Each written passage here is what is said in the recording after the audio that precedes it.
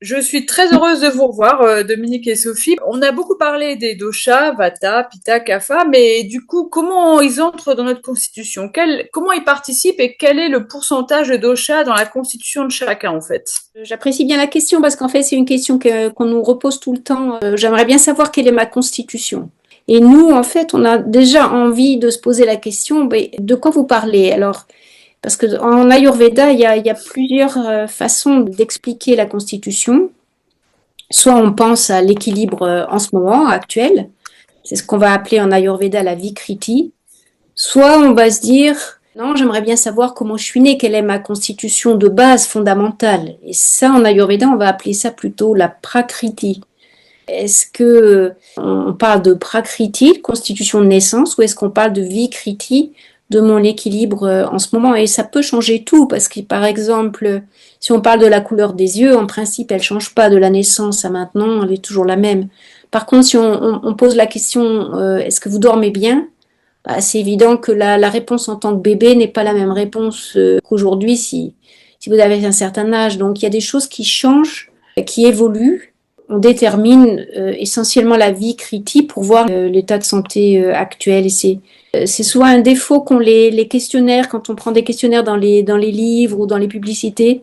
Et puis les gens remplissent. Et en fait, moi, je me rends compte quand je regarde les questionnaires qu'il y a un mélange de Hmm. caractéristiques qui viennent de la prakriti, de la constitution de naissance, ou de la vikriti, de l'équilibre actuel. Alors, ce genre de questionnaire, moi je dis toujours aux gens, bah, c'est pas la peine, vous pouvez le mettre à la poubelle tout de suite. Ça va pas vous aider parce que vous allez mélanger, ça va être vraiment beaucoup trop compliqué et en général on évite de mélanger ce genre d'informations. On avait parlé de Charaka, hein, le texte de Hmm. référence en Ayurveda. Et dans Charaka, il est très clair. La Prakriti, pra, ça veut dire à l'origine, et kriti, c'est-à-dire la formation à l'origine, donc la constitution de base, la constitution à l'origine, elle se met en place au moment de la conception.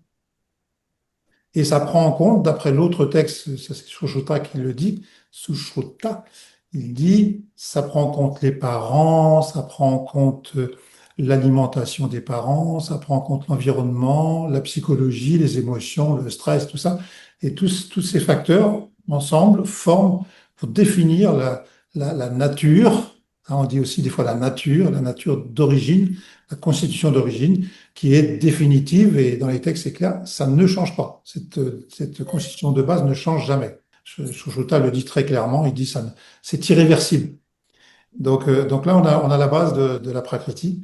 Et comme dit Sophie, après, vikriti. Alors, vikriti, il y a l'idée de transformation, de modification, et c'est ça qui peut se modifier. Dans l'instant, ce qu'on va prendre, c'est la vikriti, qui va nous donner une idée si c'est très proche de la prakriti, c'est-à-dire la constitution de base, d'origine, eh bien, à ce moment-là, il y a équilibre.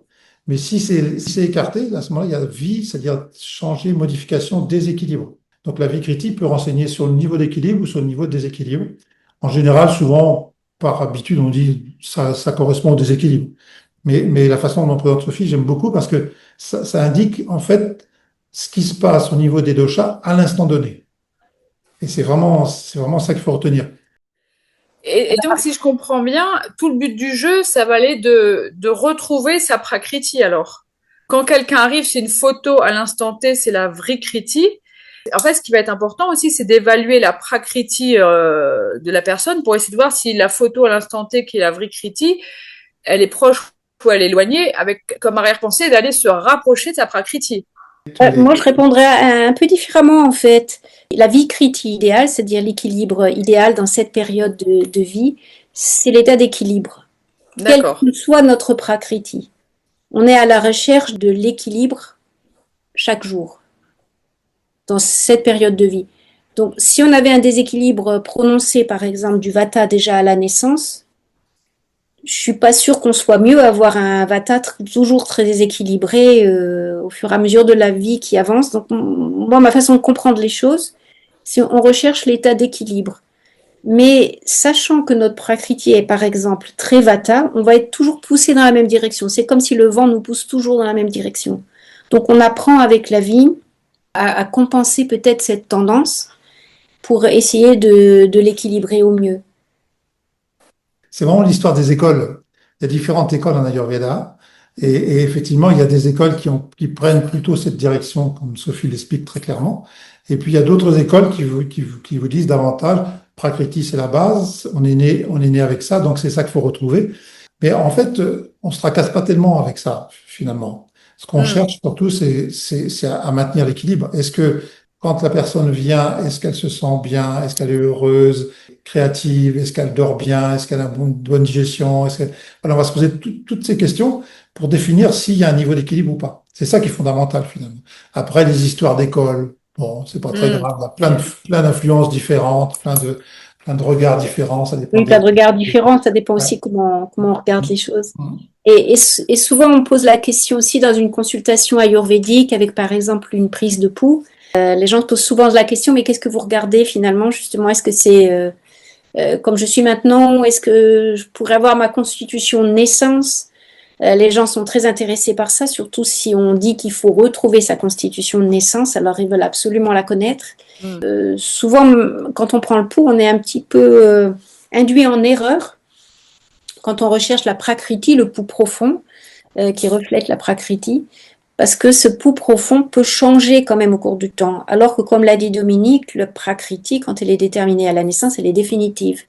La prise de pouls pourrait être un petit peu faussée, donc souvent on prend l'habitude, en tout cas en Ayurveda Maharishi, à pas donner vraiment la prakriti de naissance par la prise de pouls, mais plutôt par les vikriti, et de conseiller quand on veut vraiment avoir une notion de prakriti fondamentale de naissance, de plutôt regarder ce qu'on appelle le Jyotish, qui est l'astrologie védique, associée à l'Ayurveda et qui là va déterminer de manière presque mathématique quelle est notre constitution de naissance. Et elle peut être différente au niveau physique et au niveau mental. C'est pas forcément toujours la même. On peut avoir le mental très agité puis un physique assez posé ou inversement. Donc ça peut être aussi une façon de regarder les choses, mais nous en consultation ayurvédique, on va quand même se focaliser, enfin je sais pas toi Dominique, mais en tout cas moi dans ma pratique c'est clair, me focaliser davantage sur la vikriti, pardon, donc sur l'équilibre de cette période de vie en tout cas. Tout à fait d'accord avec cette prudence qu'il faut avoir pour définir la prakriti. Complètement d'accord, parce que c'est tellement délicat. Ça peut donner une direction, le pouls peut donner une direction, mais après, il faut questionner sur le long terme, quelle était la couleur des cheveux pendant toute l'enfance, l'adolescence, la couleur des yeux, comme des Sophie, des choses dont on est certain que ça n'évolue pas. Ou disons que ça, les cheveux, bien sûr, ça va évoluer. Et, mais dans tous les cas, quand j'étais jeune et toute mon enfance, j'avais la même couleur de cheveux, la même structure de cheveux. Donc ça, c'est quand même un élément clé. La forme des os, par exemple, hein, des os minces, des os fins, des os fragiles, des os robustes, etc. Tout ça, ça donne des idées sur la prakriti. Ça peut donner des idées. Mais comment on évalue cette prakriti? J'ai bien compris le jyoti, je parle vraiment la prakriti au top du top là.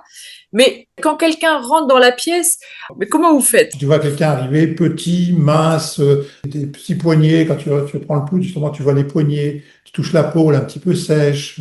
Tu vois qu'il y a les veines qui sont qui ressortent un petit peu.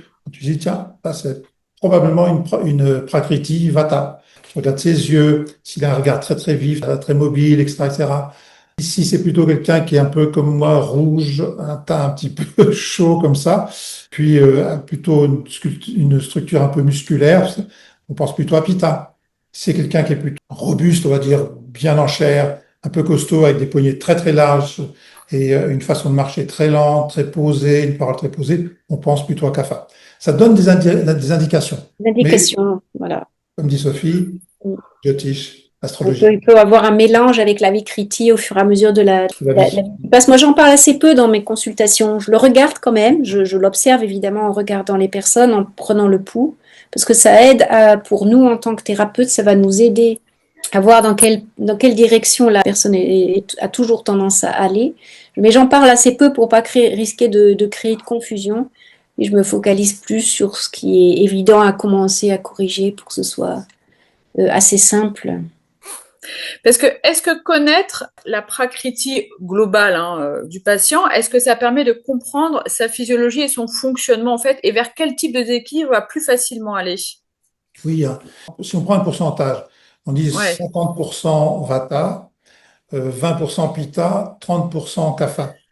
forcément, la personne va avoir tendance à déséquilibrer plutôt le vata, puisqu'il est déjà très dominant. Donc, il va Hmm. être très, très facile à déséquilibrer. Mais, je sais par exemple des personnes qui vont avoir un 20% vata, 40% pitta et puis 40% kapha, par exemple. On va plutôt avoir tendance à déséquilibrer kapha, sauf si c'est une personne qui voyage beaucoup, qui fait beaucoup d'informatique, qui dort peu, qui est très déséquilibrée dans sa vie. Malgré ça, une prakriti qui, a priori, n'irait pas trop vers un déséquilibre vata, on va quand même trouver un déséquilibre vata. Ce qui est le cas, ce que disait le docteur Rajou, ce qui est le cas en Occident. C'est beaucoup, beaucoup Hmm. disent. Quelle que soit la prakriti de naissance. Ouais. Ouais. Bon, Vata est facile à déséquilibrer.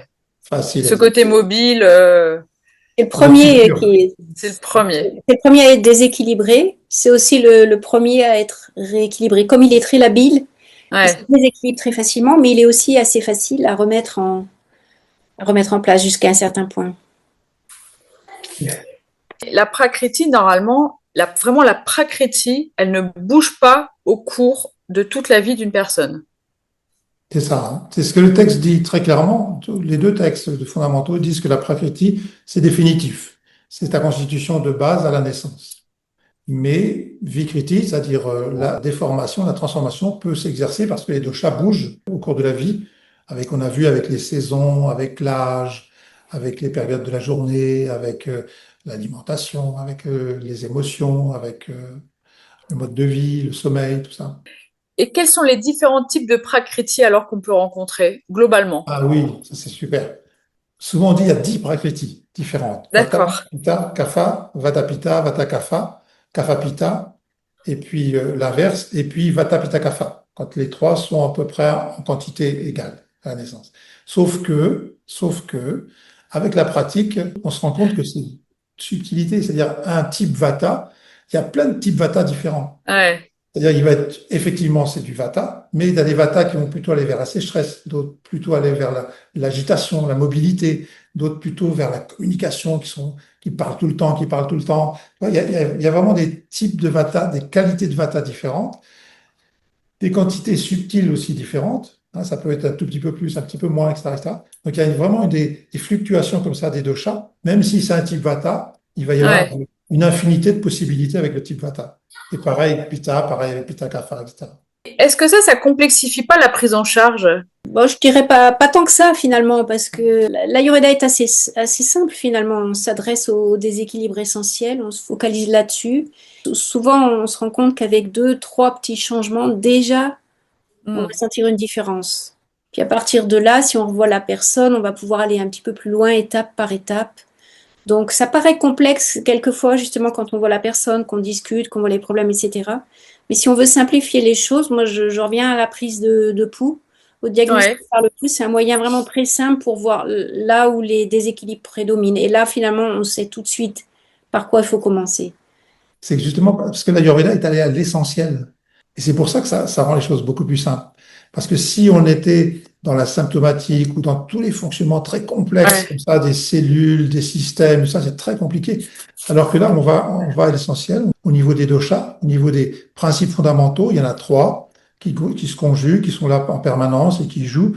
Et donc, on regarde ces trois principes fondamentaux et puis on voit s'ils fonctionnent correctement. Et ça simplifie énormément le fait de voir les choses à la source comme ça. Ça me rappelle une expérience que j'ai eue souvent avec les Védias, ces médecins indiens. J'ai travaillé une dizaine d'années avec un groupe de médecins indiens.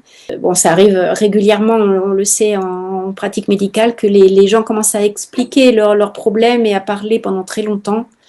Et on a du mal finalement à clarifier qu'est-ce qui est important, qu'est-ce Hmm. qui l'est moins, et par où Ouais. commencer, ça devient impossible. Et il y avait vraiment, les Védias avaient vraiment toujours l'art de résoudre ces solutions.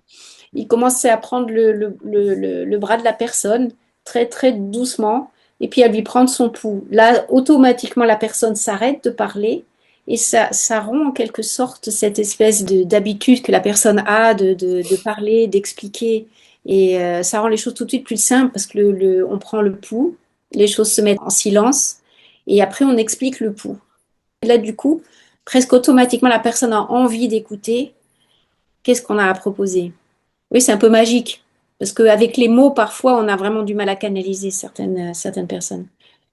Est-ce qu'il y a des prakriti qui sont plus difficiles à déstabiliser? Par exemple, un kapha bien équilibré va être plus difficile à modifier qu'un Perturbé, oui. vata prédominant. Est-ce Oui, qu'un tridoshik, enfin j'imagine quelqu'un qui a autant de tout à fait. vata, pitta, kapha va être difficile à mobiliser? Enfin, Tridoshique, c'est-à-dire qu'il y a à peu près en quantité égale la présence de Vata, Pitta, Kapha dans toute la physiologie. Et donc, on parle de constitution tridoshique. Effectivement, il y en a un qui bouge, les autres bougent aussi, mais ils sont proches les uns des autres, donc ils se rééquilibrent très, ouais, très vite. Donc, un tridoshique, moi je dis souvent, c'est quelqu'un qui n'est jamais très gravement malade, qui a souvent un petit quelque chose. C'est souvent comme ça on les repère, les tridoshiques. Ils ont des petits trucs, voilà, des petits symptômes. Alors qu'un un déséquilibre Vata, ça va bouger très, très vite. Et comme dit Sophie, ça part vite, mais ça revient vite. Par contre, un déséquilibre Kapha, ça va être très très lent, ça peut mettre 10, 15 ans, 20 ans à se mettre en place, un grand déséquilibre CAFA, mais quand c'est en place pour longtemps aussi. ouais, Donc, ouais. ça fait des gens souvent qui n'ont pas de problème de santé pendant très très longtemps, et puis en fin de vie, ils commencent à avoir des problèmes de santé parce que voilà, ils n'ont pas fait attention à leur CAFA, il va y avoir du diabète, il va y avoir du cholestérol, il va y avoir des pathologies dégénératives, et ça c'est caractéristique de déséquilibre CAFA. Vous parlez du pouls, donc j'imagine on voit la prakriti et la vrikriti dans le pouls. Sophie, tu parlais du pouls profond, c'est plutôt la prakriti, et donc la vrikriti, on la voit dans quelle partie du pouls? Ce sera plus superficiel en fait. Quand on pose les doigts au niveau du poignet, on peut même essayer soi-même, hein. Il y a une technique assez facile, mais là, c'est pas facile de montrer comment ça se passe. Mais au niveau du pouls que prennent les médecins, mais là, nous, on prend le pouls avec 3 doigts. Et au niveau de surface, ça donne tout de suite une idée des caractéristiques générales. Et dès qu'on appuie un tout petit peu plus, on a ce qu'on appelle la Vekriti. On va voir différentes qualités au niveau du Vata, au niveau du Pitta, du Kapha. Et après, on peut même parler de sous-division de chacun des 3 doshas.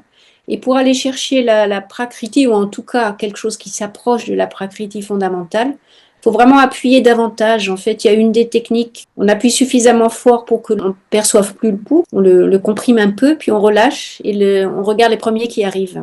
Un de D'accord. chaque arrive devant les autres, ou les 3 en même temps, ou 2 sur Et 3. le premier qui arrive, c'est celui qui est prédominant. C'est celui qui est prédominant. C'est celui qui est prédominant. D'accord. Donc ça permet déjà de voir quel est le dosha dans la prakriti prédominant. Oui, en tout cas d'avoir une idée qui s'en approche, tout en S'en sachant approche. qu'on pourrait se tromper s'il y a beaucoup de déséquilibres qui se sont installés, beaucoup de changements. Ouais, Donc c'est pour ça que moi en particulier j'évite d'en parler, sauf si ouais. on pose vraiment spécifiquement la question.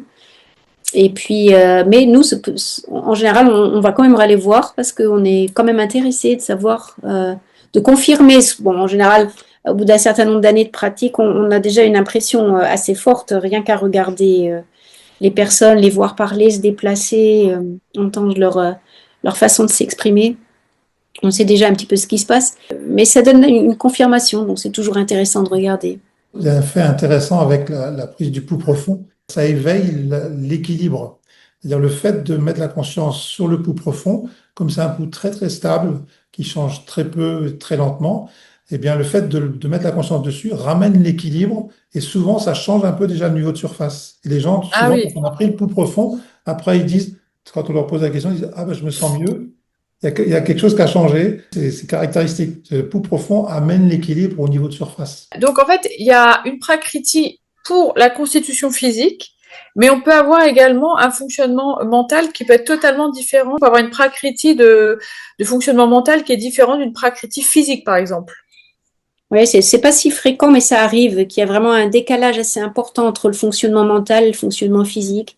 C'est toujours assez intéressant à détecter. En général, la personne, finalement, elle le sait quand on met le doigt dessus, elle dit, ben oui, c'est Ouais. exactement ça. Et ça, c'est toujours intéressant à mettre en évidence parce que ça peut être un peu trompeur. Alors là, la personne, là, du coup, quand on va la voir parler, se comporter, etc., on pourrait être trompé. C'est là aussi que le diagnostic par le pouls va vraiment tout de suite mettre en évidence cette espèce de décalage. Est-ce qu'il peut y avoir la même chose au niveau émotionnel ou pas du tout? Oui, oui, bien sûr. Complètement. On peut avoir des personnes qui, sur le plan émotionnel, vont être relativement stables. Voilà, Hmm. on ne voit pas beaucoup d'émotions s'exprimer ou disons de façon équilibrée. Et puis avec un mental qui très, Ouais. très, très vite, ce qu'on appelle la radio mentale. On voit ça dans le prana, dans un des sous-doshas de Vata, partie la plus extrême du pouls. Et là, on se dit, oh là, ça bouge beaucoup là. Donc quand on pose la question à la personne, on dit, vous avez beaucoup de pensées? Ah oui. Donc là, c'est très très clair. Mais par contre, au niveau Au niveau du sadhaka, c'est au niveau du pouls qui est plus lié aux émotions. On peut avoir quelque chose de posé, tranquille, un petit peu plus kapha, et ça fait un petit peu la différence. Mais c'est extraordinaire parce que là, on est vraiment dans comment ça fonctionne de façon très subtile et Ouais. comment un vata peut être certain type de vata, un autre vata en excès peut être un autre type de vata, etc. Enfin, c'est magique. On a parlé du pouls superficiel, c'est la vrikriti, qui peut Mhm. être proche ou non de la prakriti. Le pouls profond, on va dire que c'est un reflet de la prakriti, mais in the middle, What's in the qu'y middle? a-t-il? Effectivement, en fait, on décrit plusieurs niveaux. Alors là, c'est pareil, selon les écoles ayurvédiques, ça va être décrit d'une façon différente, mais en tout cas, entre le pouls superficiel qui donne les qualités générales du pouls et le pouls très profond qui reflète la prakriti, il y a tout un ensemble de couches, on pourrait dire, où on peut percevoir aussi quelque chose. Bon, il y en a qui disent 5, il y en a qui disent 8. J'ai déjà entendu des chiffres encore plus grands. Donc, le pouls peut être extrêmement sophistiqué comme technique. Quand on a en surface les qualités générales du pouls, puis un tout petit peu plus profond les qualités du vata, du pitta, du kapha. Après, on débouche sur ce qu'on appelle les sous-doshas, qui sont les sous-divisions des trois doshas. On va peut-être pas aller dans tous ces détails. Et si on va encore plus profond, on va avoir une idée de comment fonctionnent les organes. Les organes, on appelle ça en Ayurveda, plutôt que d'organes, on va parler plutôt de tissus. Ça peut être un ensemble d'organes. Dhatu, hein, dhatu, c'est le mot qu'on utilise en Ayurveda, c'est un terme sanskrit. C'est très important en fait, parce que ça va aider aussi à comprendre la profondeur du déséquilibre. Est-ce que c'est quelque chose qui a un niveau superficiel ou est-ce qu'on commence déjà à déranger les organes, le fonctionnement des organes? Et là, évidemment, c'est important pour la prise en charge d'une personne ou pour savoir si c'est un désordre qui est très superficiel ou qu'il faut vraiment traiter en profondeur. Alors, les datus, on en avait parlé un petit peu quand on avait fait la digestion, mais est-ce que Sophie, donc tu as été très claire, hein, tu as bien expliqué que ça correspondait pas à un organe comme en médecine de spécialité, en médecine occidentale. Alors, à quoi ça correspond en fait, ces datus? Le mot dhatu, il a deux sens. Ben, c'est comme toujours en Ayurveda, hein. Il y a toujours Hmm. plusieurs sens au même mot, hein. Donc dhatu, ça désigne ce qu'on appelle les tissus, hein. Ce que, on pourrait dire presque des systèmes, le système musculaire, le squelette, on va les énumérer après. Et puis il y a un autre sens à dhatu, c'est le sens de l'intelligence qui forme ces tissus, qui forme ces structures. Donc, quand on dit dhatu, c'est toujours beaucoup plus profond que juste une étiquette pour désigner un élément. C'est aussi l'intelligence qui permet la formation de cet élément, hein. Donc, il y a cette idée. Il y en a sept dhatu, donc on dit sept tissus. Il y a le premier, alors c'est particulier parce qu'on n'est pas tellement habitué à cela. On appelle le premier tissu, ça s'appelle rasa, et c'est le tissu qui est le résultat de la digestion du tube digestif, c'est-à-dire l'estomac, l'intestin, etc., etc.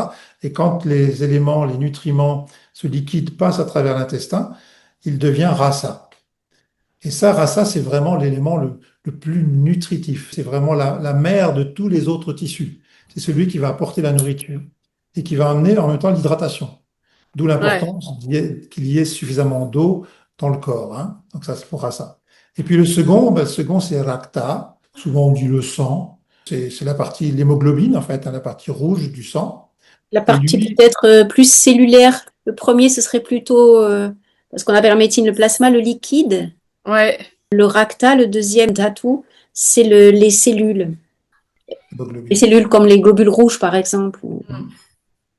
Et lui, le Racta, lui, on le dit qu'il apporte tout ce qui est chaleur dans le corps, tout ce qui est transport de l'énergie. C'est lui qui va amener l'oxygène, par exemple.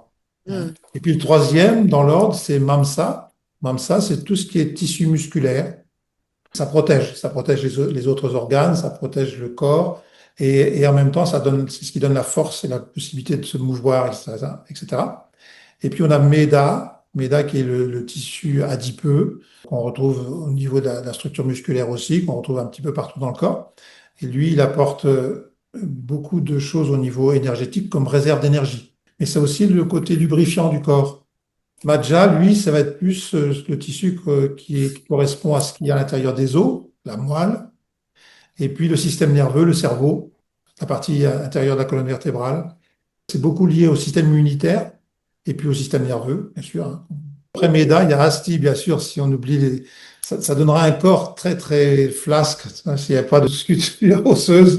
Donc ça, c'est le squelette. Et lui, il sert bien sûr à la tenue du corps, hein, et à la forme du corps. Et puis donc le dernier, c'est Shukra, qui est lié à la reproduction, bien sûr. Et puis, mais il est lié à quelque chose qui est intéressant. Shukra, c'est vraiment la vitalité profonde. Par exemple, Hmm. quelqu'un vient, puis se plaint de fatigue, etc., etc. On va plutôt regarder du côté de Rakta. On va se dire, tiens, Rasa, Rakta, il y a sûrement quelque chose là, il y a peut-être une carence ou un manque, ou une mauvaise digestion, etc. Mais quand la personne vient et qu'elle vous décrit un état vraiment d'épuisement, vraiment très, très profond, il faut penser à Shukra. Et puis le dernier, il ne faut pas l'oublier, on ne dit pas le septième, c'est Ojas. On en a parlé, hein. Ah, Ah oui, ça serait pas rendre grâce à Ojas que de ne pas le classer. C'est pas vraiment un tissu puisqu'on sait que c'est à la fois conscience et matière, mais voilà, on l'a défini comme l'élément le plus subtil, le résultat le plus subtil de la digestion. est-ce qu'on peut dire qu'il y a un raffinement des datus au fur et à mesure de leur transformation qui sont de plus en plus subtils en fait et qui sont tellement de plus en plus subtils qu'à la fin de Shukra, bah, ça devient Ojas. Oui, j'avoue que c'est une question qui me laisse perplexe. C'est vrai Ouais. qu'on décrit un processus de transformation des datus les uns vers les autres. C'est comme si le rasa se transforme dans le rakta, qui bouge, qui se transforme en mamsa. Je pense qu'on est assez proche de ce qui se passe en se disant qu'il y a vraiment quand la transformation subtile et complète jusqu'au bout et que tous les tissus, même les tissus endocriniens, sont bien nourris, la présence d'Oja est forcément là. Est-ce que si le Shukra Dhatu, qui est le dernier Dhatu, n'est pas complètement bien nourri, est-ce que c'est quand même possible de produire de l'Oja? Oui, c'est pas sûr. Parce que l'idéal dans la santé, c'est vraiment d'avoir tous les tissus bien nourris jusqu'au bout pour avoir vraiment une très bonne santé et puis être résistant aux maladies. La structure que décrit Sophie, souvent on appelait ça la formation pédagogique des tissus. C'est un Hmm. terme qu'on retrouve dans les textes. Un premier tissu se raffine, on verra sous l'effet d'Agni, du feu, il se transforme, il se transforme, il se transforme. Il y a une partie qui ça se transforme, et le niveau le plus fin, le plus raffiné du tissu va être la nourriture du tissu suivant. Hmm. Donc rasa, l'élément le plus subtil de rasa, sous l'effet de la transformation, va donner le tissu rakta, qui lui, à son tour, va se transformer et il va garder une partie pour lui. Mais dans tous les cas, il va se transformer, puis son niveau le plus fin, le plus raffiné va donner, donc son essence, on dit, va donner mamsa, le tissu musculaire, qui va donner meda, qui va donner maja, qui va donner shukra, etc. Donc on a cette transformation. Et dans les textes, il y a autre chose, parce que moi, je suis un peu comme Sophie, j'ai beaucoup de questions là-dessus. Il y a par exemple la question, oui, mais comment se fait-il, par exemple, qu'il y ait cette interaction entre maja, qui en fait permet la formation des globules rouges. Comment ça se trouve dans ce processus? Parce qu'on a l'impression que c'est l'inverse. C'est Madja qui va nourrir, qui va permettre la formation de Racta, du sang. Oui, Vous voyez ce que oui, je veux parce que dire? tu dis que c'est la moelle osseuse qui permet la fabrication des Des globules globules rouges. rouges. Oui, Voilà, tout à fait. tout à fait. Tout à Alors, fait. l'Ayurveda avait vu ça il y a très très longtemps, mais en général, c'est pour ça qu'on parle de la présentation un peu pédagogique de la formation des tissus, Ouais. parce que c'est ce qu'on dit classiquement. Mais à un niveau Hmm. subtil, quelque chose de beaucoup plus intéressant, c'est il y a ce phénomène comme ça, progressif, de plus en plus fin, avec des tissus, des shrotas et des canaux de plus en plus fins en allant vers Shukra. Et il y a en même temps un processus interactif des tissus entre eux. Hmm. C'est le cas, par exemple, de Meda avec Asti. Meda, c'est la nourriture d'Asti. D'accord? Si on a un tissu adipeux qui est bien équilibré, Ouais. il va permettre d'avoir des os solides, robustes, bien équilibrés. Mais s'il y a une carence au niveau de Meda, au niveau du tissu adipeux, il va récupérer des substances dans Asti. Il y a les deux phénomènes. Il y a le phénomène de formation comme ça, progressif, et puis en même temps toutes ces interactions c'était très très bien vu en Ayurveda, ce phénomène, c'est que ça interagit de l'un à l'autre, et on pourrait comme ça dire par exemple rasa est fondamental, ce que disait Sophie, s'il n'y a pas un bon rasa, il n'y aura pas un bon shukra, Ouais. directement, hein. Donc il y a des interactions comme ça qui sont plus ou moins directes, qui sont des mini-boucles dans la grande boucle, on va dire comme ça. Hmm. Hmm. Et en fait, plus on parle d'Ayurveda, plus on a l'impression que c'est quand même quelque chose de très dynamique, en fait, hein. C'est jamais posé. Mais Agni va intervenir dans ce raffinement, j'imagine. Agni, pour moi, c'est la digestion classique. Alors, comment Agni va réintervenir comme ça dans la transformation des tissus? Quand on parle de l'agni, on parle souvent du pouvoir digestif qu'on a dans l'estomac. Et ça, c'est ce qu'on appelle en fait le jataragni. L'agni principal. C'est le plus important, le plus fondamental, celui qu'on connaît tous. qu'on décrit aussi en médecine classique. Mais il y a en fait 13 agnis. Donc là, je ne vais pas Ouais. aller dans les détails des 13 agnis, mais c'est pour dire que le processus de digestion, de transformation, c'est pas uniquement au niveau du système digestif, il est partout. Il est au niveau des cellules, il est au niveau des datus. Il y a un processus de transformation qui se déroule à tous les niveaux, du plus subtil au plus grossier ou inversement selon à quoi on pense. Et Justement, donc, toute l'importance d'avoir un bon agni, en fait. Pas que pour la transformation des aliments en premier tissu rasa. Après, on a besoin d'un bon agni. Est-ce qu'on peut avoir un bon jataragni et à la fois les autres nagni qui peuvent être défaillants? oui, donc ça fonctionne bien dans l'estomac.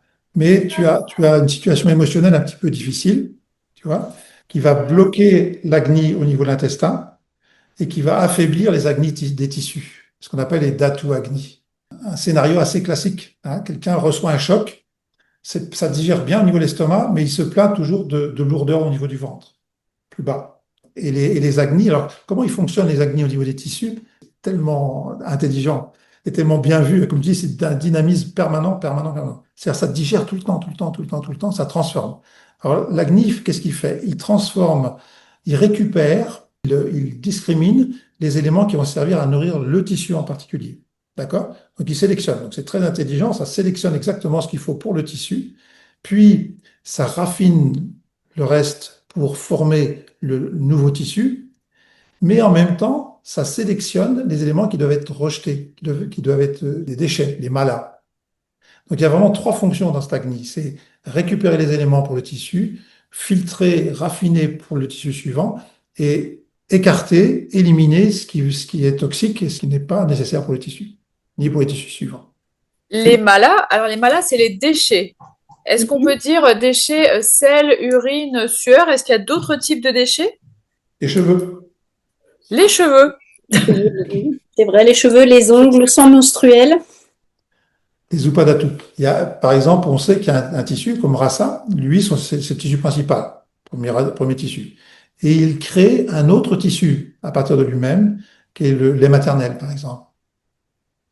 Le flux menstruel et le lait maternel, ce sont les upadatu, c'est-à-dire les tissus secondaires de rasa.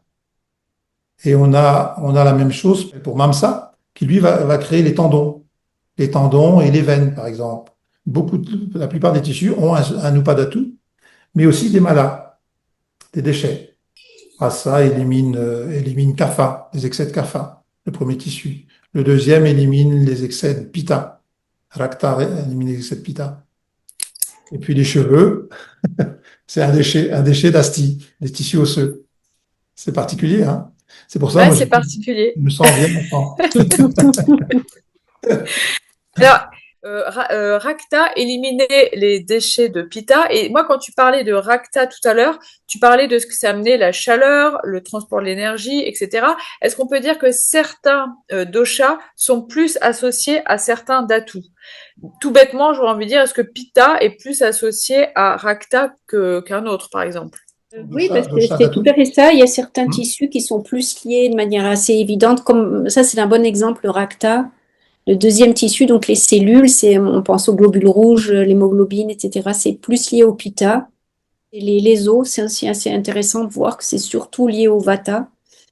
Donc, c'est à l'âge vata, en fin de vie, que les os sont plus fragiles, plus secs, ont des caractéristiques de vata. Et c'est souvent là qu'il y a un point faible.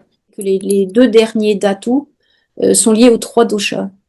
Et en particulier Shukra, c'est Vata, Pitta, Kapha équilibré. Pratiquement, il faudrait que les trois doshas soient équilibrés pour avoir ce tissu endocrinien, par exemple le Shukra Dhatu, le plus subtil, totalement en état d'équilibre.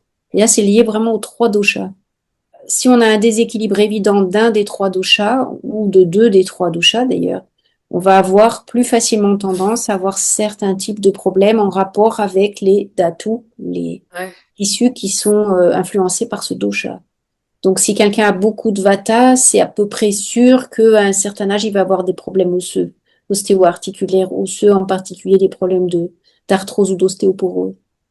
Ah, c'est hyper intéressant ce que tu dis, Sophie, parce que on a quand même l'impression dans nos sociétés occidentales que les problèmes d'arthrose sont prédominants. Et comme tu dis, notre mode de vie, il est très vata en fait, hein.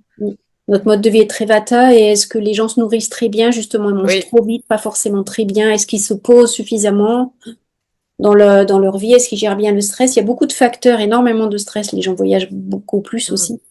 Il y a beaucoup de facteurs qui augmentent le vata et ce sera pas surprenant de voir de plus en plus de ce genre de problème. Ça m'a questionné pendant très longtemps. Je me disais pourquoi les os, qui sont Ouais, si durs et si solides, et voilà, c'est le tissu le plus dur du corps, pourquoi c'est lié à Vata? Alors que Vata, c'est léger, c'est l'air, c'est la mobilité. Jusqu'au jour où j'ai compris en fait que c'était tout creux. ouais. Et Très alvéolé, ouais. il y a que c'est très alvéolé, il y a que des Il y a de trous l'air, partout. en fait, oui. Donc il y a Ouais. énormément d'air et d'espace. Kapha est présent quand même, mais Vata est dominant. Les agnis permettent donc la sélection des éléments nécessaires à la formation du tissu d'après, la formation des malas et des upadatu. Donc pour Hmm. moi, de façon très simpliste, hein, je dis agni, c'est pitta, c'est l'intelligence pitta. Mais est-ce que l'intelligence vata, est-ce que l'intelligence kapha interviennent également Oui, oui, dans la oui. transformation de ces tissus de l'un à l'autre, dans cette petite chaînette? Oui. Oui, bien sûr, parce que Vata, dans les tissus, qu'est-ce qu'il fait? Il crée le mouvement. Il fait circuler. C'est lui qui est à la base de la circulation du mouvement. Il fait communiquer les informations entre les différents tissus et à l'intérieur du tissu, toute la communication. La légèreté, la qualité du tissu va être très déterminant. Si c'est plutôt marqué par Vata, il va être plus léger, etc., etc. Et puis, il y a Kapha, Kapha, lui, qui forme.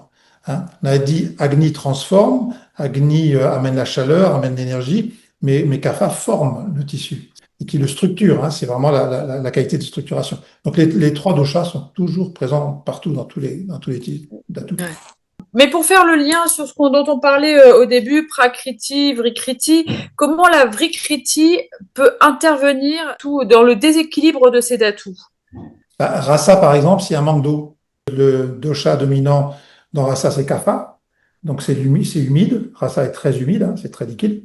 S'il y a un manque d'eau, voilà. Si on jeûne, si on est stressé, si on se couche tard, tout ça, ça va être créer des déséquilibres vata et ça va assécher le tissu qui va se déséquilibrer. Si c'est rakta, par exemple, mange trop piquant, Ouais, trop acide, trop fermenté, hein, comme les fromages, l'alcool, tout ça, ça va créer un déséquilibre de rakta. On retrouve les problèmes de sang, on les retrouve souvent au niveau de la peau. Et les gens qui sont très, très gros mangeurs de fromage, par exemple, tu le vois sur la peau. Tu vois au teint, tu te dis, ah, voilà, c'est un gros mangeur de fromage. faut rater le camembert. Faut arrêter le camembert. Surtout les fromages fermentés, ça joue beaucoup. Mm. Ah, Mamsa, par exemple, lui, c'est tout ce qui va créer de l'amas. On voit chez Mamsa, les muscles, souvent les gens qui ont pas de tonique, qui sont pas de tonique au niveau musculaire. C'est souvent Ouais. les gens qui mangent beaucoup de restes, qui cuisinent un jour et puis qui en mangent pendant 3 jours. Ah oui, oui, oui. Qui mangent beaucoup de charcuterie ou beaucoup de fritures, des choses lourdes comme ça qui créent beaucoup d'amas. Il y a une chose aussi, c'est Docteur Adjo qui disait ça, la viande et le fromage le soir, très mauvais pour Mamsa. Donc les gens qui font de la fibromyalgie, il faut complètement enlever tout ce qui est fromage, tout ce qui est protéines animales le soir. C'est quand même étonnant parce que enfin, moi je vois les patients ou les gens qui disent de toute façon faut que je refasse du muscle, je vais manger de la viande. Et en fait non, pas Si, forcément. si, si, si, si, Si, ah si, si, pardon, si, je reviens en arrière. chez Chassamania, les similitudes. Comment on renourrit un tissu à partir du tissu identique? Par exemple, je me souviens dans un petit texte, on raconte que le médecin, auprès des brahmanes, les brahmanes ne mangent pas de viande. Un brahmane, c'est végétarien. Mais comme il a faiblesse de tissu musculaire, qu'est-ce qu'on fait? On cache la viande dans une sorte de préparation et on lui fait manger de la viande parce que la viande les protéines de viande vont nourrir les protéines du tissu musculaire. En fait, on a trois techniques. Soit on le fait par l'identique, on donne du sang à quelqu'un qui a un problème au niveau du sang. Hein, on donne de la viande à quelqu'un qui a un problème au niveau des muscles. On redonne des graisses pour quelqu'un qui est amaigri, on va le faire manger plus de graisse. On cherche dans les qualités. Le muscle, on dit, le muscle, il est gourou, c'est-à-dire il est lourd, c'est stable, c'est légèrement humide. Donc on va chercher des aliments identiques, par exemple, les dattes. Pour les os, par exemple, on va prendre des qualités qui sont dans les amandes, la sécheresse de l'amande, le sésame, les graines de sésame, c'est à la fois un petit peu onctueux, un petit peu cafard, mais en même temps une grande sécheresse dedans. Donc ça va nourrir, ça va donner la même qualité que le tissu osseux. Les noix pour le cerveau. hein, la théorie des signatures. Ça, c'est très, très employé en Ayurveda, la théorie des signatures. Et les noix nourrissent le cerveau. Puis la médecine, enfin la science actuelle dit, bah oui, mais les noix, c'est fait de plein d'oméga 3. Et l'oméga 3, il est un des aliments principaux du cerveau. Donc la viande, si, mais pas le soir. Mais pas le soir, c'est ça, pas le soir. Et puis après, ça dépend de la qualité de la viande, la qualité Hmm. de l'acné, de la capacité digestive. Après, on va forcément adapter. Si le Ouais. pouvoir digestif est très faible, on va donner peut-être des trucs, le faire sous forme de bouillon, par exemple, pour que ce soit presque pré-digéré ou quelque chose comme ça. Puis il y a bien sûr quand même les protéines végétales, c'est différent, mais ça peut quand même aussi être intéressant.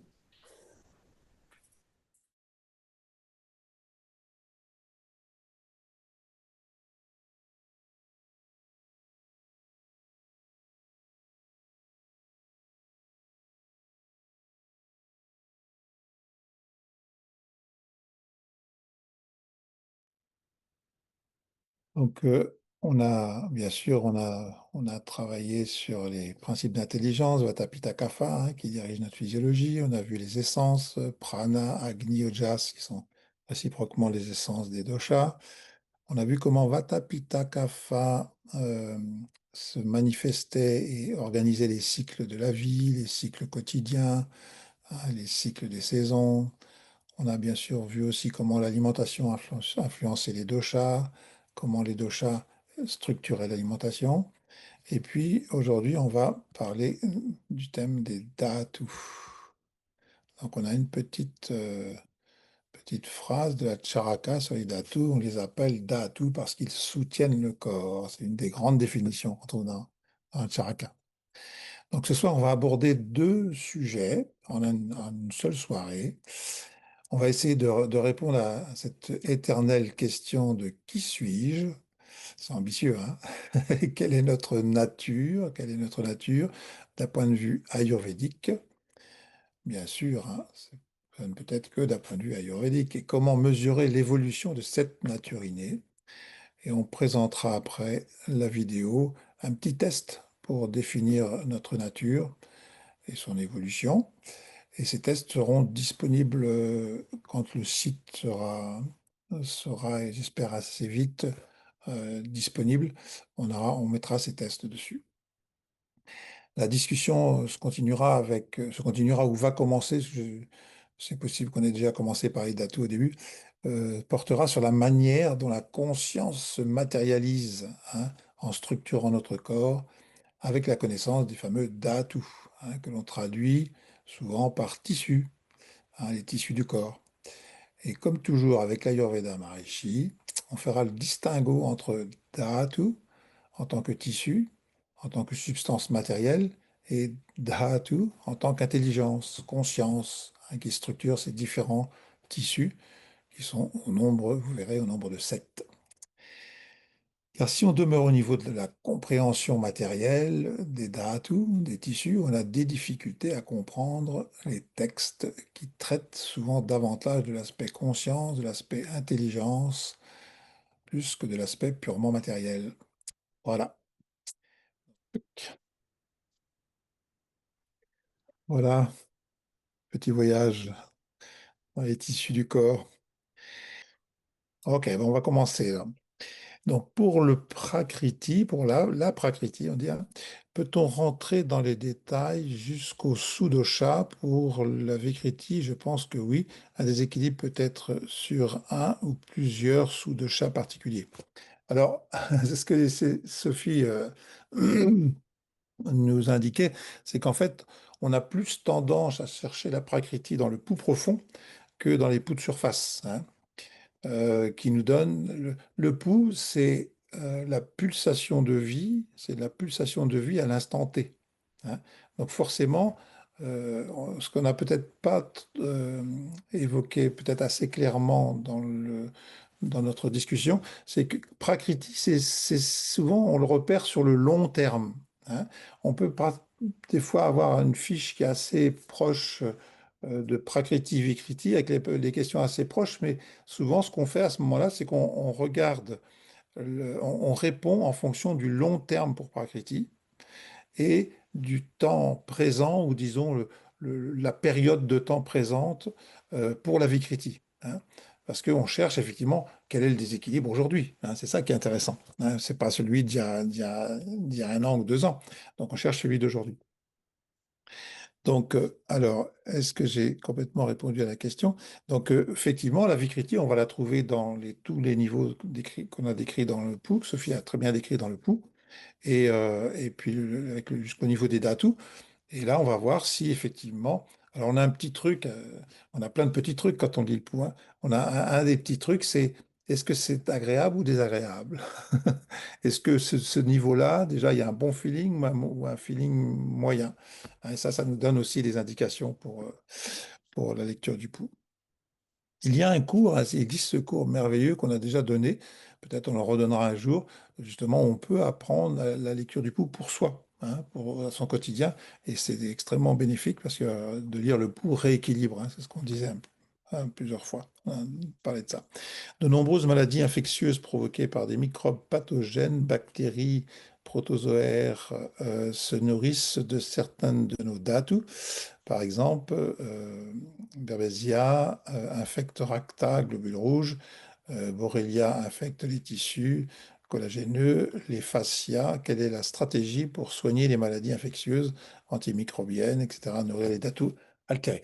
Donc en fait, quand on parle des crimies, des problèmes infectieux et liés aux bactéries ou aux virus, on est en règle générale, on associe ça souvent à un déséquilibre pitta, hein, qui peut être stimulé par du vata, etc. Mais s'il n'y a pas de pitta, en général, il n'y a pas d'infection. Donc en fait, fondamentalement, on traite pitta. Donc, bien sûr, on va en regarder si effectivement le feu est plutôt dans tel tissu, dans telle partie du système digestif, etc. Et là, donc, on donnera des produits en conséquence. Mais fondamentalement, pour éviter les problèmes infectieux, il faut que Pitta soit bien équilibré. Alors, est-ce qu'il y a un ordre de déséquilibre des datus? Se déséquilibre-t-il dans l'ordre?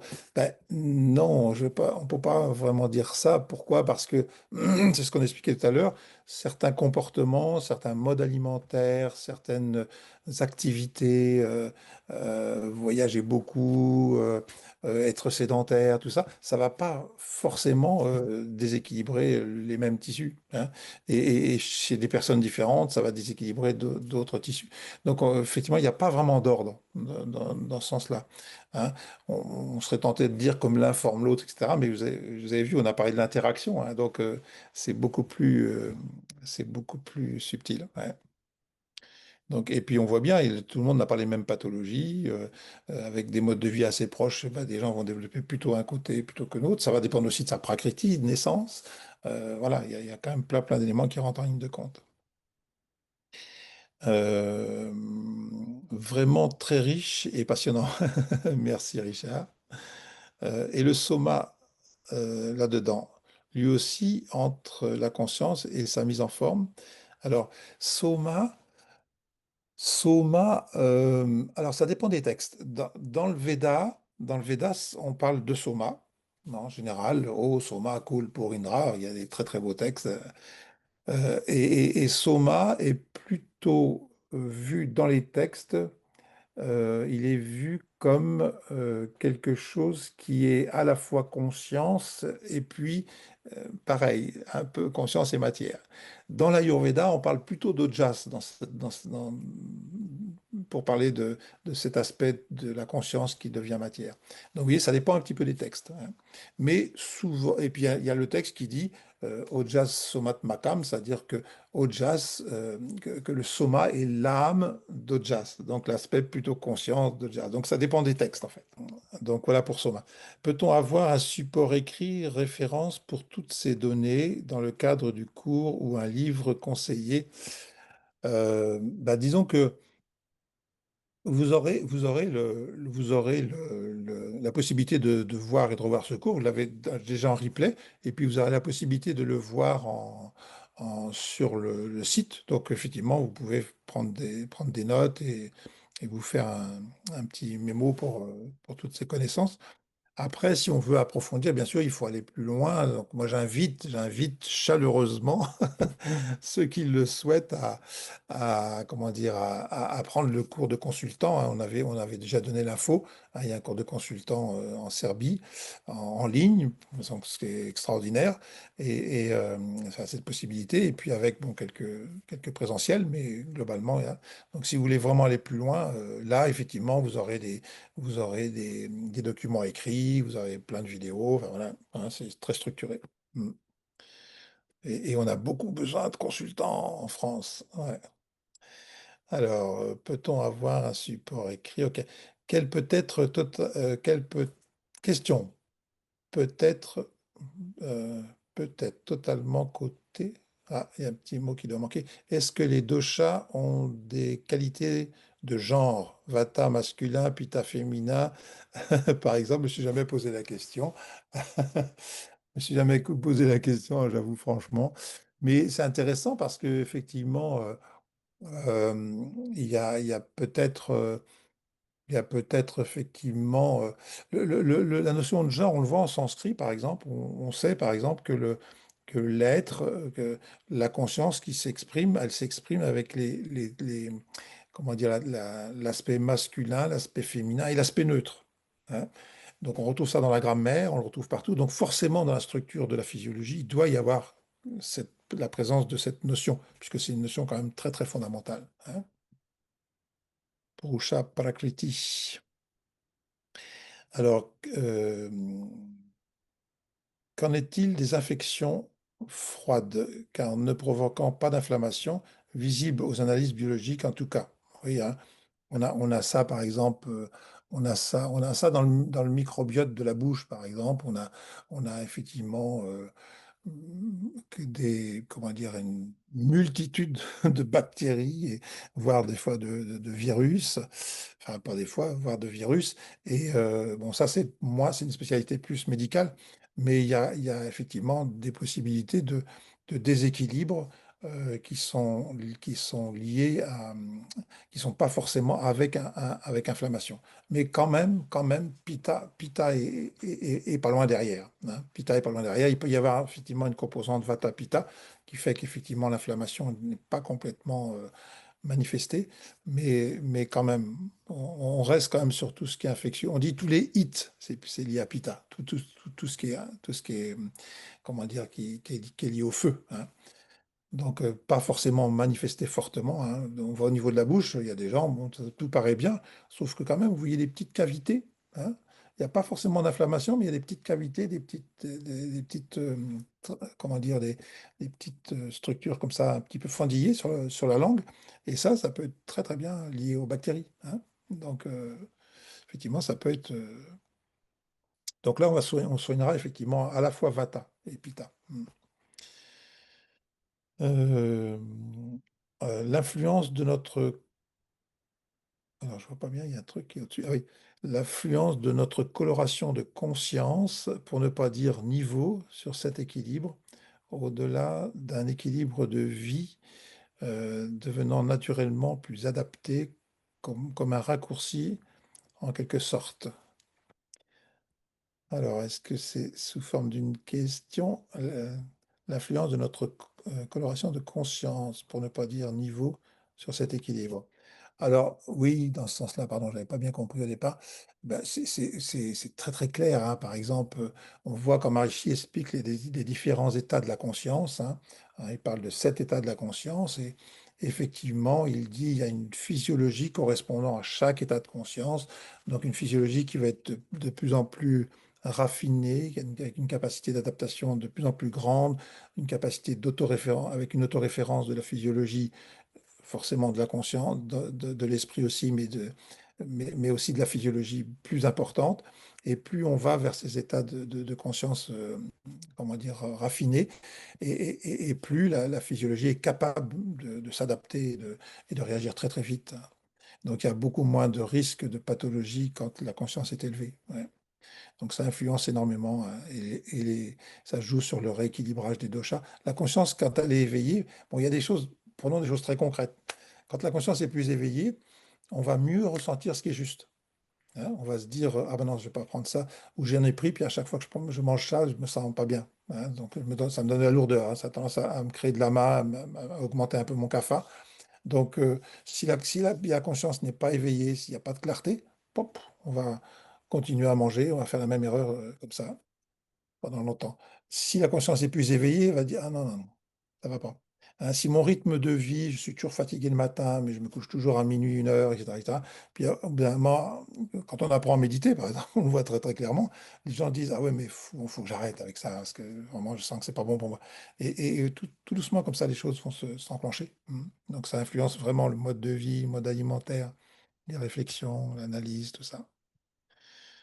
Le cours de consultant en ligne ouvert à tous, oui, hein, moi j'ai pas entendu dire qu'il y avait. Alors bien sûr, plus on est dans la fonction de thérapeute et mieux c'est, mais je pense pas qu'il y ait de limite de cet ordre-là. Enfin, dans tous les cas, pour celui qu'on a fait en France, il n'y avait pas.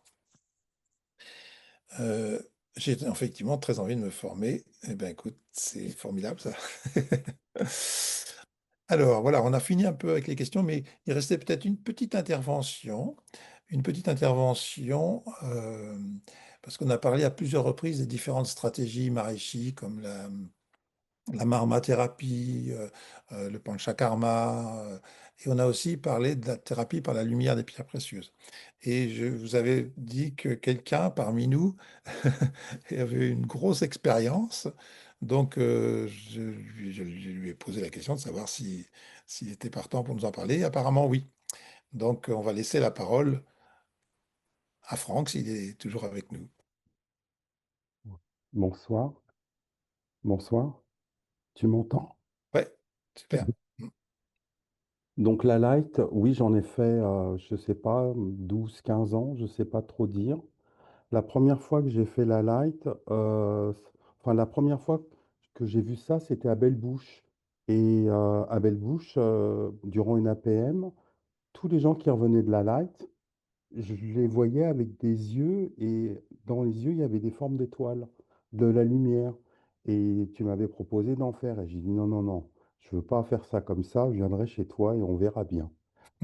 Donc voilà comment j'ai commencé la light. Et je suis venu. Et la première fois que j'ai fait la light, bon, j'étais bien, mais bon, je savais pas décrire ce qui s'était passé. Et puis, au bout de 20 jours à peu près, j'ai vu que ça partait de moi, ce que j'avais fait. Et, et je me suis dit, mais c'est pas possible, ce que je ressentais. Et donc, je suis revenu une deuxième fois. Et puis, et ainsi de suite. Et j'ai senti qu'à chaque fois, j'imprégnais cette lumière. Et c'était chouette, c'était enveloppant. Et puis, ben, j'y ai pris goût et les années ont passé. Et j'ai trouvé que bah, c'était comme une thérapie. Et ça allait de plus en plus. La lumière travaillait d'une certaine manière. Et en même temps, je sentais que ça travaillait, des fois le ventre, des fois d'autres. Et puis au bout d'un moment, eh bien, je me sentais bien. Et durant la light, oui, et après, c'est comme après une APM. On est dans une espèce d'état qui était, que j'arrivais pas à définir, mais je sentais que c'était bien et j'étais bien. Et surtout, durant la light, je sentais que j'avais plus de pensée. J'étais dans un état, je flottais et j'avais plus de pensée et en même temps, j'étais là. Et ça, c'était chouette. Et je pense que la light, en réalité, quand Maharishi parle de l'amour, il dit que le siège de l'amour, c'est le soi. Et j'ai le sentiment qu'il y a de ça dans la light. C'est-à-dire, c'est à la fois de l'énergie, de la lumière et de l'amour. Et ça t'enveloppe.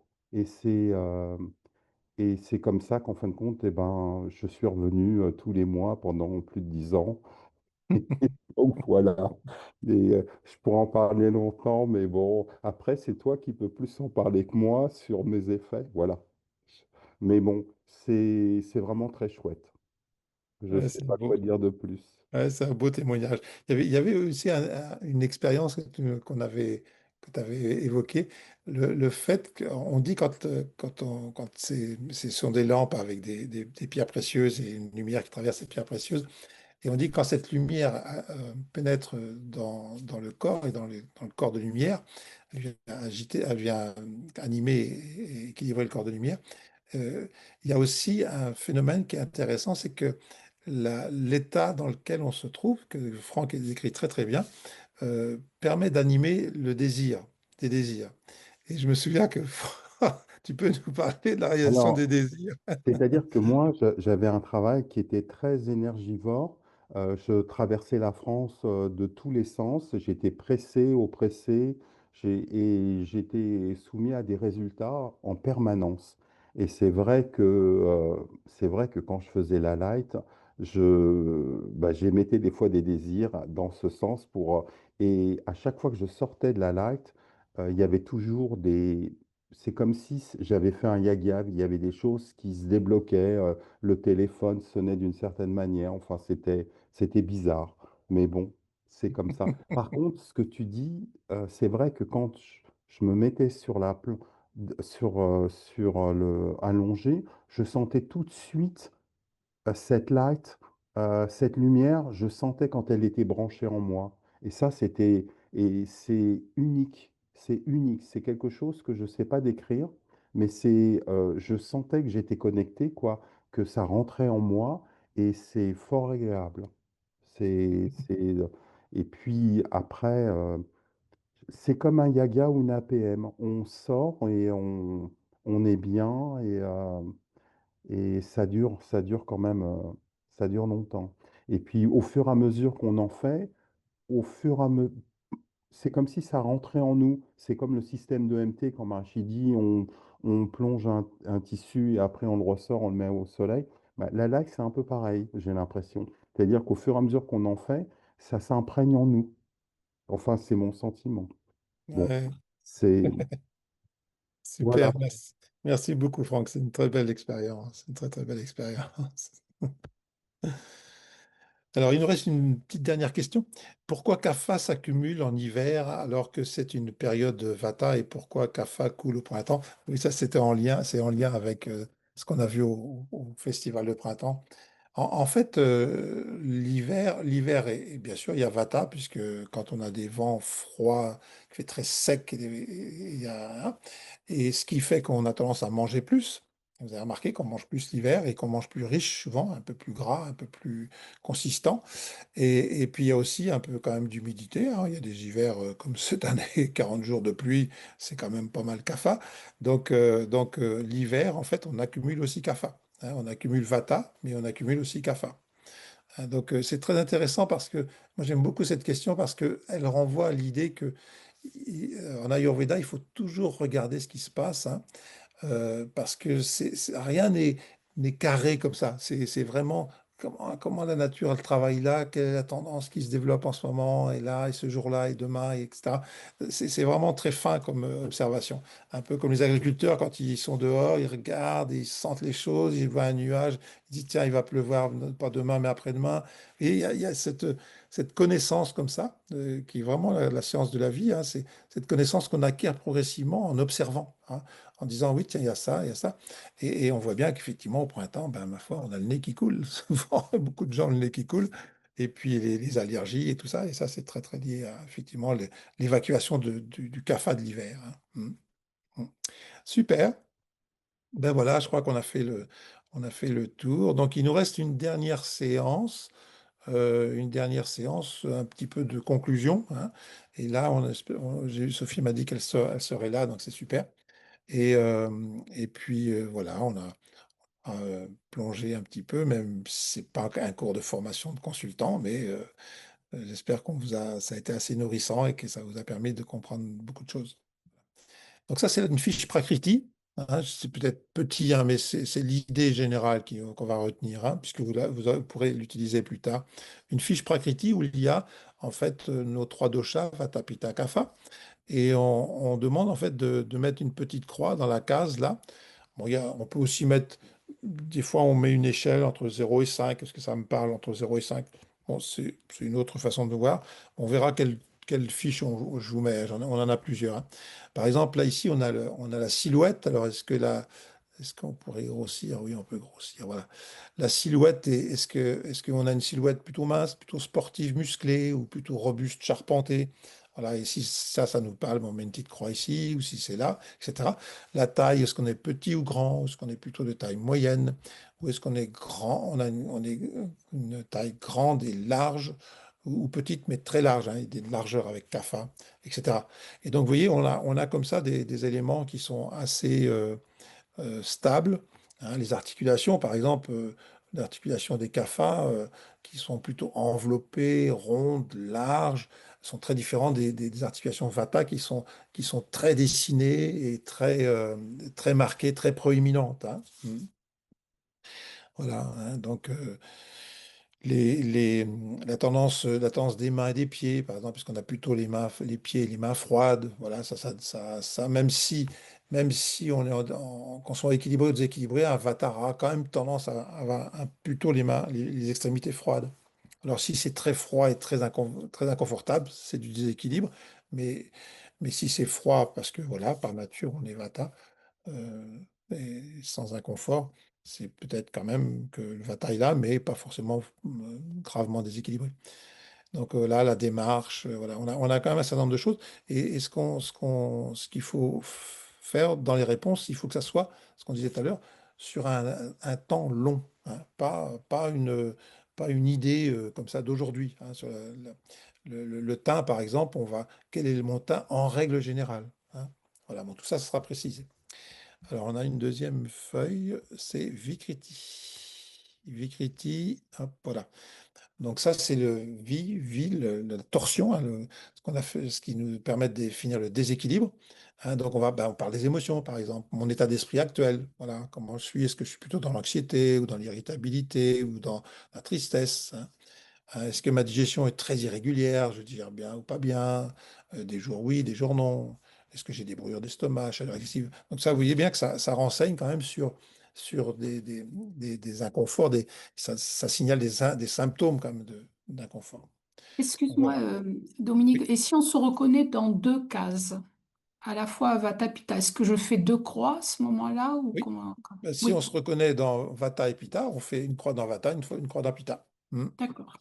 Parce qu'effectivement, on peut avoir une Vikriti Vata Pitta, hein, qui est fort marqué. On peut avoir à la fois de l'anxiété, et puis ça peut être associé à de la colère, de l'irritabilité, etc. Tout à fait. Voilà. Et puis après, on fait son compte, et puis ça nous permet de dire, bah, tiens, j'ai quand même une tendance plutôt maximum.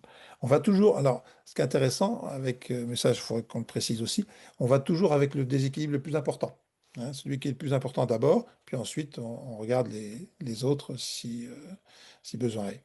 Hmm. Voilà, petite idée des tests.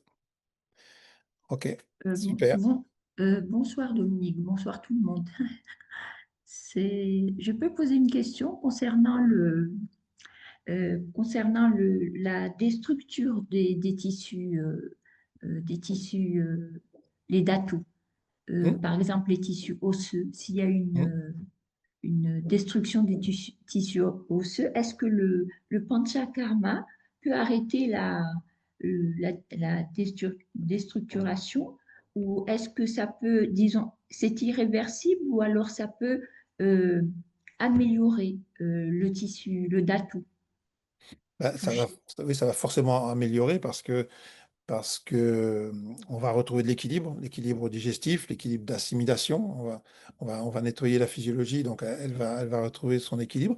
Mais c'est sûr qu'un tissu comme le tissu osseux, c'est un tissu qui est long à réparer, hein. Je crois que c'est la restructuration de la totalité des cellules du tissu osseux, je crois que c'est 7 ans. Alors que dans la muqueuse de l'estomac, c'est quelques heures. Vous voyez, pour vous donner un ordre de grandeur, hein. Donc, il y a des tissus qui se régénèrent très très vite, puis des tissus qui se régénèrent beaucoup plus lentement. Donc, effectivement, le panchakarma va nous aider à retrouver l'équilibre des doshas. Et puis, il va falloir, bien sûr, peut-être prendre plus de sésame, peut-être voilà, trouver des choses pour nourrir le tissu osseux, mais surtout, avec le tissu osseux, il faut penser à l'assimilation, hein. Donc, et d'avoir non seulement une bonne gestion dans l'estomac, mais aussi une bonne transformation au niveau de l'intestin, hein. Donc, une bonne évacuation et une bonne élimination de l'amas pour que l'assimilation se fasse correctement. Mm. D'accord. Et j'ai une deuxième question concernant la prakriti. En Inde, étant donné qu'ils ont l'expérience depuis des siècles, est-ce qu'à la naissance, les bébés ne leur prennent pas le pouls pour voir leur prakriti? Ben, peut-être, ouais. Moi, j'ai pas cette connaissance-là, mais je sais toujours à chaque fois que j'ai demandé à un Védia, il dit toujours Jyotish. Il dit Hmm, Prakriti Jyotish. Voilà. Hein, en général, hein. Mais bon, j'ai pas vu tous les médecins indiens, hein, loin de là, j'en ai connu que quelques-uns. Mais voilà, il y a peut-être effectivement. Moi, j'ai pris le pouls des bébés, c'est extraordinaire, hein, le pouls d'un bébé. j'imagine. C'est merveilleux. Et effectivement, ça donne une indication de comment il est là à la naissance. Mais, comme dit Sophie, la vraie prakriti, c'est Jyotish. Pourquoi? Parce que même à la naissance, un bébé peut avoir de l'eczéma, par exemple, hein, on sait. Donc, il peut y avoir déjà un petit déséquilibre. Quand on dit à la naissance, c'est vraiment... voilà, il vient sur Terre, sa nature, ça va être ça. Mais le déséquilibre peut déjà être là si la maman, par exemple, comment dire, a transmis quelque chose au niveau de l'hérédité, hein, les parents ont transmis de l'hérédité, bah, le bébé, il peut déjà avoir un déséquilibre, hein. Hein, on a des bébés qui pleurent dès la naissance, beaucoup, beaucoup, beaucoup, et donc il y a vraiment quelque chose qui fonctionne pas bien. Donc, effectivement, la prakriti, Jyotish. D'accord, merci Dominique, merci. Alors, est-ce que l'Amérique Kalash peut rééquilibrer les datus? Combien de temps à prendre? Alors, bien sûr, hein, l'Amérique Kalash, c'est un très bon remède pour les datus, hein. C'est très nourrissant, ça rééquilibre pratiquement tous les systèmes. Juste la précaution, il faut faire un peu de nettoyage, parce que prendre un rasagana, quelque chose qui est nourrissant sans avoir nettoyé la physiologie, bah, c'est pas aussi efficace. Donc, on conseille toujours. Et là, justement, on a vu avec Olivier et Marie-Françoise, on va probablement mettre quelque chose en place pour la fin mai ou début juin. Enfin voilà, dans cette période-là, une petite détox, hein, une cure d'une semaine là, de détox. Donc, s'il y a des amateurs, donc vous recevrez probablement l'information, même certainement. Et donc, ça peut être intéressant. Et puis ensuite, hein, comme après une cure, on fait Amrit Kalash, on fait la Rasagana, nourrir. Mm. Voilà, super. Bon.